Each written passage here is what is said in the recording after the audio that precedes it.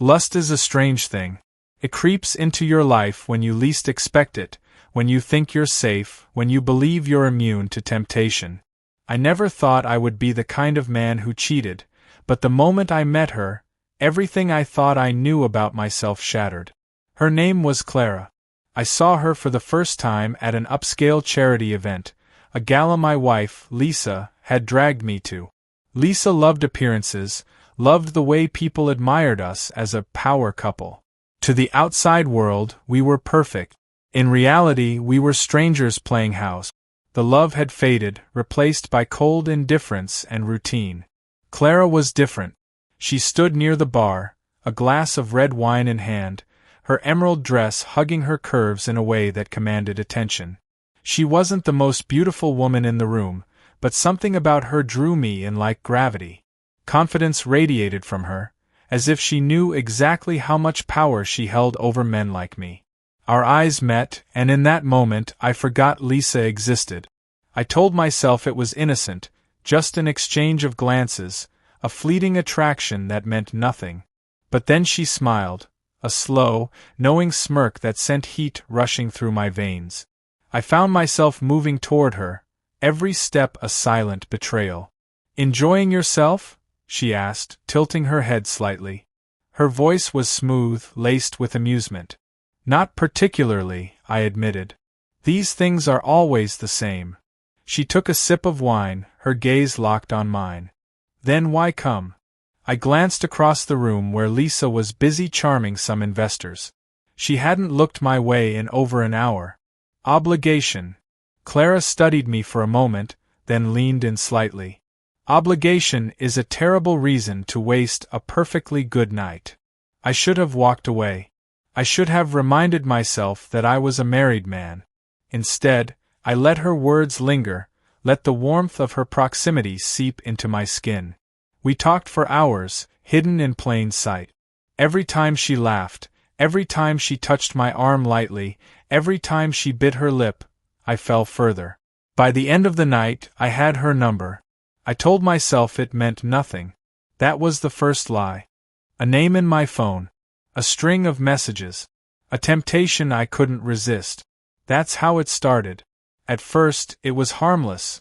Quick exchanges, flirty banter, playful teasing. Clara had a way of making me feel weightless, unburdened by the monotony of my marriage. With Lisa, conversations had become transactional. Grocery lists, dinner reservations, reminders about upcoming social events. With Clara, words were foreplay. "Thinking about you," she texted one evening. I stared at my phone, debating whether to respond. I shouldn't have. I should have deleted her number, should have blocked her before things spiraled. Instead, I replied, "I shouldn't be." Her response came almost instantly. "But you are." That was the moment I knew. I wasn't just flirting with danger, I was inviting it in. Lisa left for a business trip that weekend, giving me an excuse to be reckless. Alone in our too-big house, I poured myself a drink and stared at Clara's contact. My fingers hesitated over the keyboard. "Come over." One message. One decision that changed everything. When she arrived, the tension between us was suffocating. She stepped inside, and I caught the scent of her perfume, warm, sultry, intoxicating. She wore a simple black dress, one that clung to her in all the right places. I closed the door behind her, my pulse hammering. "We shouldn't be doing this." She smiled, stepping closer, her fingers grazing my jawline. "Then tell me to leave." I couldn't. The space between us vanished. Her lips met mine, soft yet urgent, a collision of longing and recklessness. My hands roamed her body as we stumbled through the house, knocking over furniture, shedding clothes in a desperate frenzy. By the time we reached the bedroom, reason had abandoned me entirely. Clara arched beneath me, nails digging into my skin, breathless whispers fueling the fire that had been smoldering for weeks. Every touch, every kiss, every movement erased the guilt that should have stopped me. And then it was over. She lay beside me, her fingers tracing lazy circles on my chest. "Tell me this isn't the last time," she murmured. I exhaled, staring at the ceiling. I don't know. Because I wasn't just betraying Lisa, I was betraying myself. Morning came too soon. Clara dressed in silence, stealing one last lingering kiss before disappearing out the door. I lay there, the scent of her still on my sheets, knowing I had crossed a line I could never uncross. And worst of all, I wanted to do it again. Let me know if you're ready for Section 3, or if you'd like any tweaks. One night turned into two. Two turned into a secret I could no longer contain. Clara became an addiction, a reckless indulgence I craved more than my next breath. Every stolen moment with her burned brighter than the life I had spent years building with Lisa. She awakened something primal in me, something I hadn't felt in years. With her I was alive. But with every touch, every whispered promise, the weight of my betrayal grew heavier. Lisa returned from her trip the following Monday, stepping into our home as if nothing had changed. She kissed my cheek, smiled, and talked about her meetings, oblivious to the ghost of another woman lingering in our sheet. I played my role, nodded, responded, pretended. But I had already crossed over to a place I couldn't return from. That night, I lay beside Lisa, her body warm against mine, yet it felt foreign. The intimacy we once had had eroded long ago, replaced by something polite, mechanical. She fell asleep within minutes, unaware that my mind was elsewhere, drifting back to Clara's lips, her touch, the way she moaned my name like it belonged to her. Temptation won again the next night. And the night after that. Clara and I became reckless, meeting in dimly lit hotel rooms, stealing time between business lunches, touching in the back seat of my car like desperate teenagers. The more I had her, the less I cared about consequences, until the first crack appeared. It happened on a Friday evening. Lisa had invited friends over for dinner, a social obligation I had no excuse to avoid. I played host, poured wine, smiled at the right moments. But then, as I cleared plates from the table, Lisa's best friend, Danielle, lingered in the kitchen, watching me. She swirled her wine glass, eyes sharp. "You've been different lately." I forced a laugh. "Work's been stressful." Her gaze didn't waver. Stress doesn't leave lipstick on shirt collars. My blood turned to ice. I glanced down, but there was nothing there. No evidence, no trace of Clara. Yet Danielle smirked, sipping her wine as if she had already figured it out. I should have been more careful. The next time I saw Clara, I told her we needed to be discreet. She only laughed, tracing a finger down my chest. "You're scared," she teased. "Careful," I corrected.